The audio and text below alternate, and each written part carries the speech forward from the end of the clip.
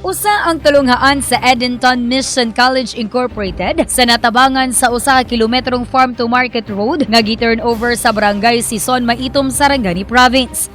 10 milyones ka pesos ang gigahin nga pondo sa maong proyekto. Alam mo kasi yung isang road, 1 kilometer of road, 10 million pesos yan ang average cost, no? So talagang mahihirapan ang LGU niyan, no? So talagang wala tayong masabi kundi pasalamat sa partnership sa national government. Naggikan sa Department of Agriculture kun DA ang mga pondo aron nga pagpasimento sa dalan sa Sarangani. Atul usab sa inaugurasyon sa gisimentong dalan, launching usab sa ilang-ilang project sa barangay Upo, Maitom. Kung diin usa ka libo una nga seedlings ang ilahang gitanom gikan sa planong 10,000 ka seedlings. Yung biggest producer sa South Africa ng ilang-ilang, ginawa nilang industry, ang ilang-ilang nila doon galing sa Pilipinas.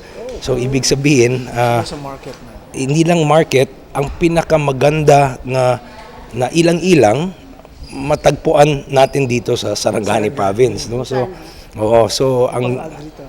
yan talaga ang we are trying to build that livelihood for the women.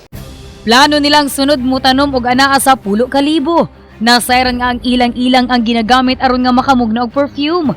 Buot matud pa sa lokal nga panggamanan nga mamahimong exporter sa ilang-ilang ang Sarangani. Abi Lorenzo, Brigada News.